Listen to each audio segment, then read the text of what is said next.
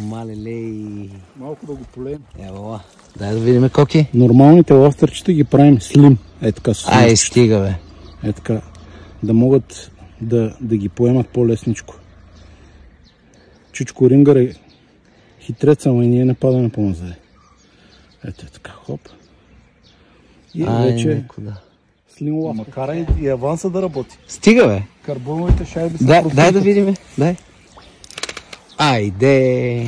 Опа. Много добре сработва между другото. Да, карбоновите шайби работят супер. А с това бомче, какво се случва?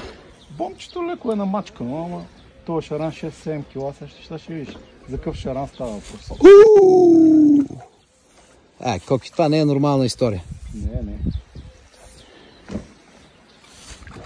Това наистина е голям вече.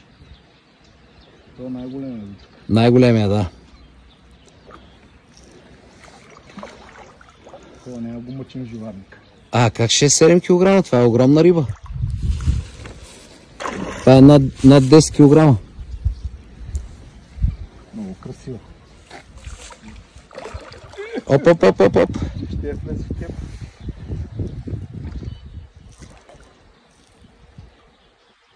Голяма красота. Тия риби тук са много красиви риби и борден.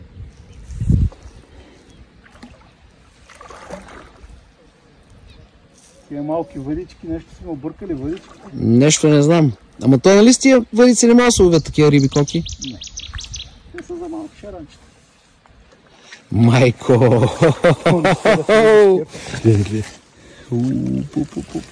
Кукичката ми. Да. Няма да го мъчим.